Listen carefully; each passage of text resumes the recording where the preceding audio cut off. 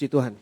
Sebelum kita masuk dalam doa-doa kita pada sore hari ini, mari kita renungi sebagian dari firman Tuhan. Kita akan melihat bagaimana sesungguhnya menjadi seorang pelayan itu dan apa latar belakang sebagai seorang pelayan Tuhan.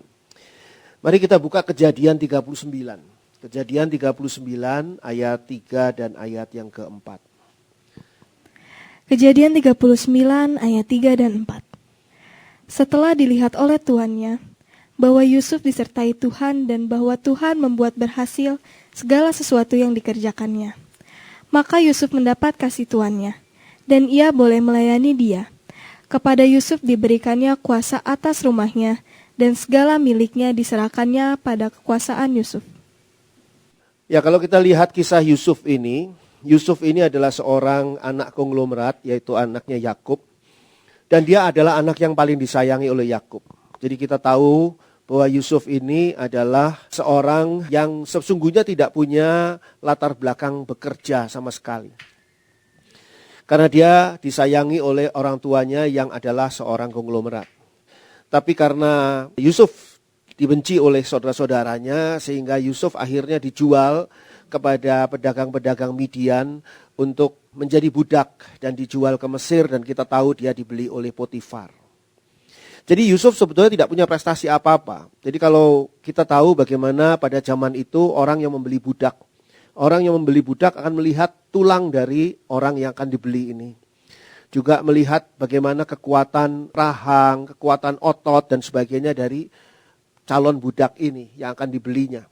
Dan saya percaya Yusuf tidak masuk kriteria seorang budak yang pantas untuk dibeli. Karena mungkin dia tidak punya otot, mungkin juga tidak punya kekuatan. Dia juga mungkin kulitnya halus, kulit tangannya halus, nggak pernah bekerja dan sebagainya. Tapi pada saat itu ada satu hal yang istimewa yang dimiliki oleh Yusuf. Yusuf tidak punya prestasi kerja dan tidak punya pengalaman kerja sebagai budak. Yusuf tidak pernah punya pengalaman kerja dimanapun juga sebagai pegawai sekalipun. Dan Yusuf juga tidak punya prestasi apa-apa. Tapi yang kita baca di sini pada ayat 3, prestasi yang dimiliki Yusuf ada dua hal.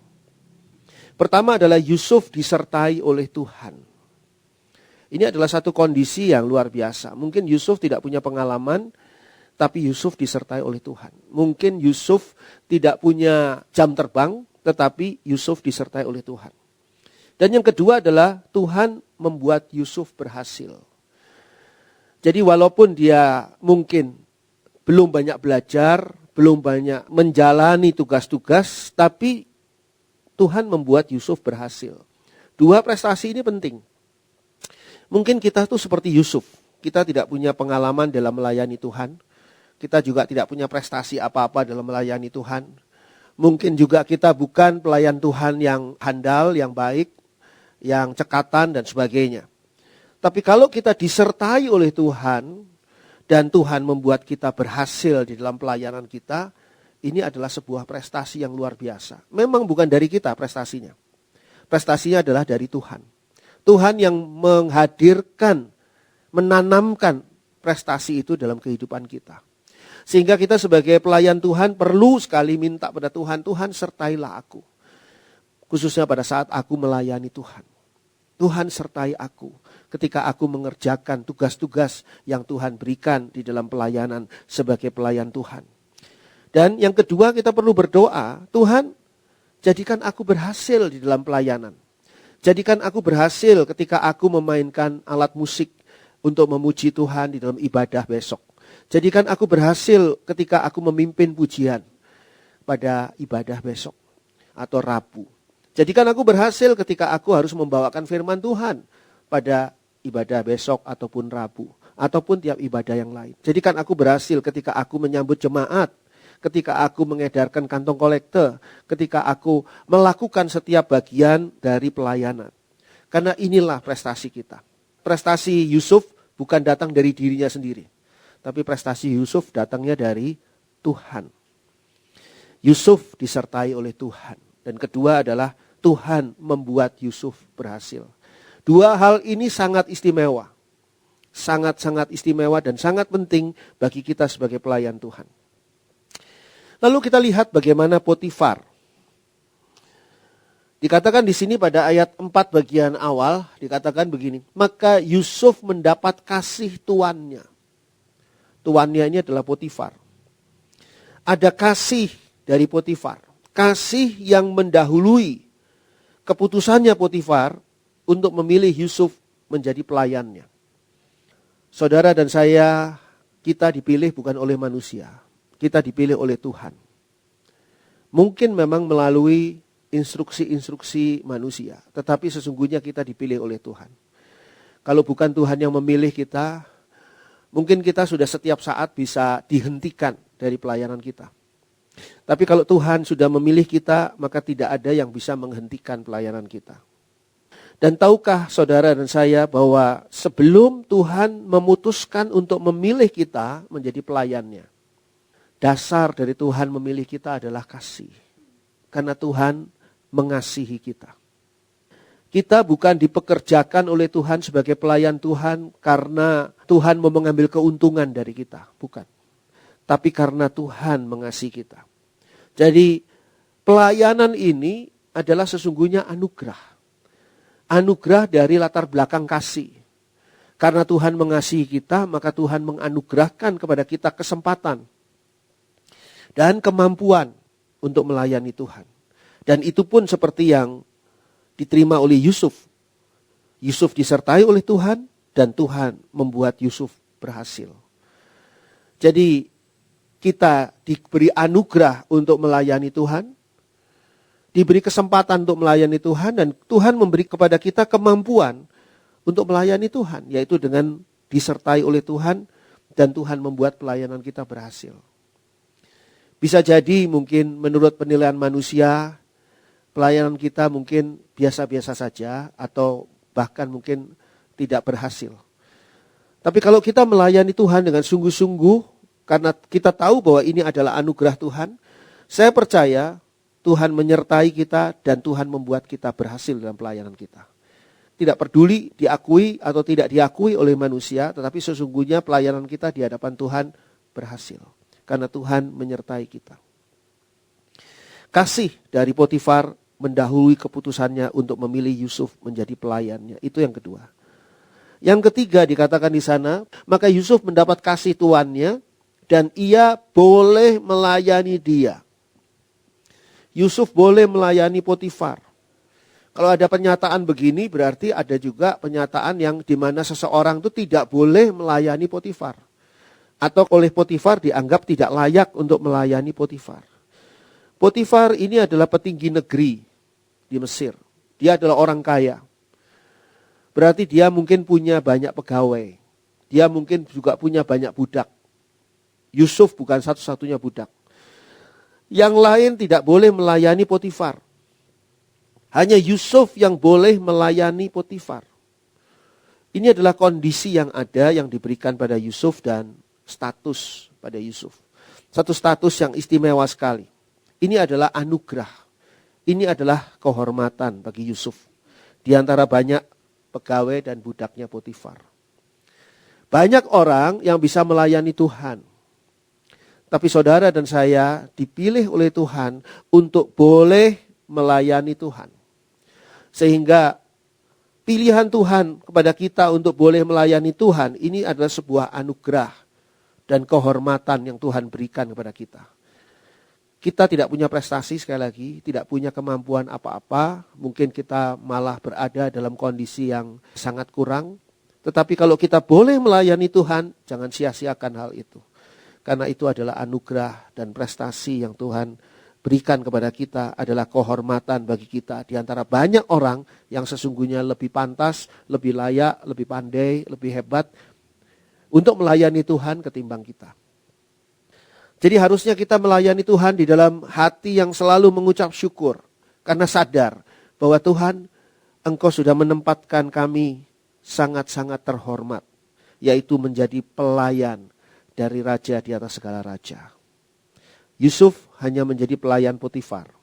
Tapi saudara dan saya, kita adalah pelayan-pelayan Tuhan, raja di atas segala raja. Ini adalah hal yang sungguh-sungguh istimewa bagi kita. Dan kalau kita baca selanjutnya di sana, dikatakan pada ayat 4, kepada Yusuf diberikannya kuasa atas rumahnya dan segala miliknya, diserahkannya pada kekuasaan Yusuf. Jadi kalau kita lihat di sini, setelah Yusuf boleh melayani Potifar, atau lebih dahulu mungkin diawali dengan prestasi Yusuf yang sebetulnya adalah pemberian Tuhan. Yusuf disertai oleh Tuhan. Tuhan membuat Yusuf berhasil. Lalu kasih dari Potifar yang mendahului keputusan Potifar untuk memilih Yusuf menjadi pelayannya. Dan Yusuf boleh melayani Potifar. Berikutnya Yusuf diberi kuasa. Diberi kuasa artinya diberi otoritas. Diberi kepercayaan. Diberi tanggung jawab yang besar dalam rangka menjadi pelayan Potifar. Sehingga dikatakan di sana Yusuf diberi kuasa atas rumah dan harta milik Potifar. Tahukah saudara bahwa apa yang kita layani ini saat ini adalah kita melayani rumah Tuhan, bukan rumah Potifar. Kita tidak melayani di rumah Potifar. Kita melayani di rumah Tuhan. Kita melayani harta-harta Tuhan. Harta Tuhan adalah domba-domba dan jiwa-jiwa jemaat yang saat ini dipercayakan Tuhan kepada kita. Dan Tuhan memberi kuasa kepada kita. Artinya otoritas, artinya kepercayaan yang tinggi. Artinya tanggung jawab yang besar. Ketika kita diberi kuasa untuk menjadi pelayan Tuhan di rumah Tuhan. Ini adalah suatu hal yang luar biasa. Kalau kita sadari hal ini, maka kita tahu Tuhan tidak hanya memberi kepada kita tugas-tugas. Tuhan tidak hanya memberi kepada kita bagian-bagian pekerjaan. Tapi Tuhan melengkapi kita dengan kuasa, dengan otoritas. Jadi kita harus punya percaya diri yang kuat bahwa Tuhan bekerja di dalam kita, melalui kita untuk menghasilkan sesuatu yang luar biasa bagi gereja Tuhan, bagi jemaat Tuhan. Kita bukan orang sembarangan. Kita adalah pelayan-pelayan Tuhan yang dipilih oleh Tuhan. Tuhan dengan sengaja memilih saudara dan saya. Untuk apa? Untuk boleh melayani Tuhan. Dan diberi kuasa oleh Tuhan. Seperti ketika Potifar memilih Yusuf di pasar budak. Pasti di sana banyak budak-budak yang jauh lebih kuat dari Yusuf. Jauh lebih pengalaman dari Yusuf.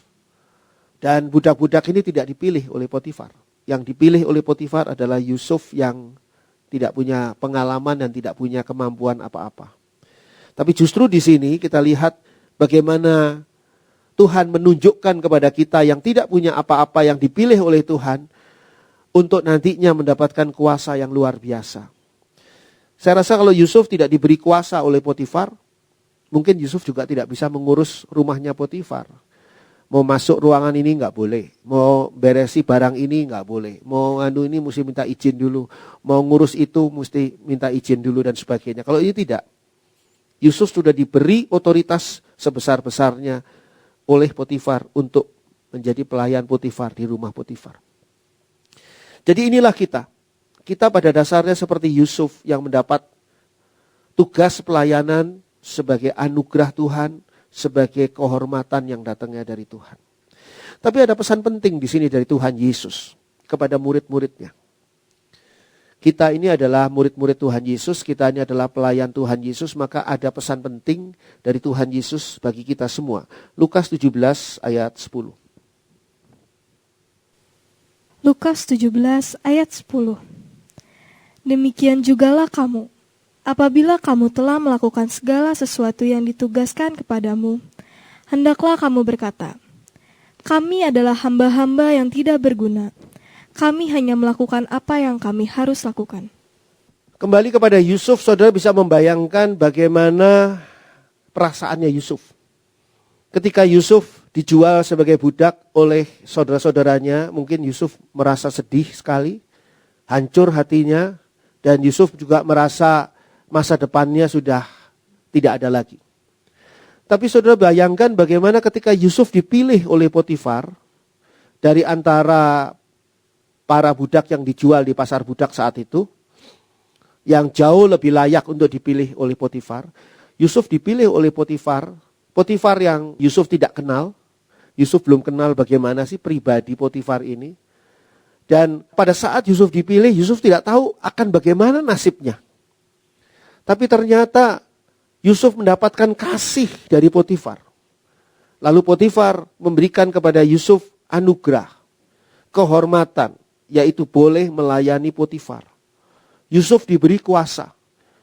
Yusuf yang tadinya mungkin berada dalam kondisi takut, bingung, tidak tahu harus berbuat apa, dan hidupnya merasa hancur, tidak berarti, tidak berdaya juga.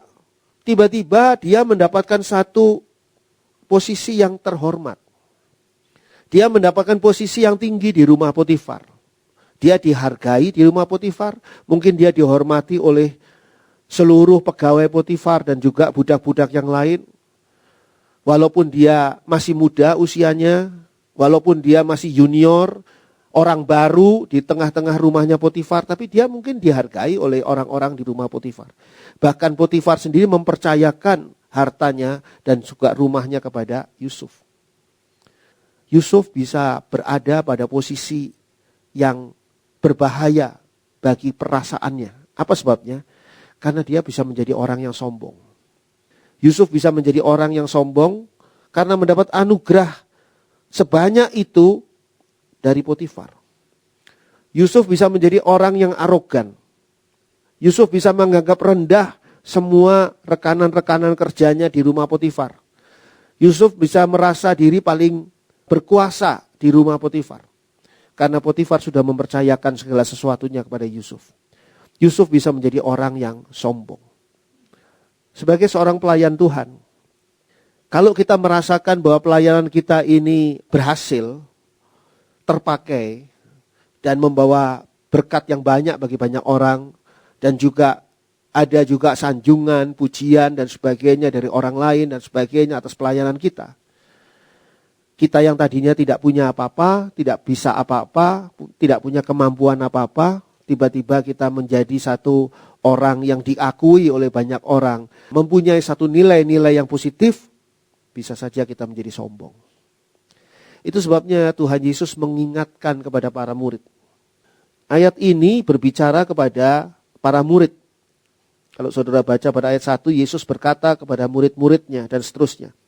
Ayat 10, demikian jugalah kamu apabila kamu telah melakukan segala sesuatu yang ditugaskan kepadamu, hendaklah kamu berkata, kami adalah hamba-hamba yang tidak berguna.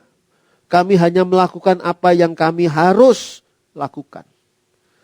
Tuhan Yesus mengingatkan kepada kita semua untuk kembali pada posisi yang tepat, yang benar sebagai pelayan Tuhan.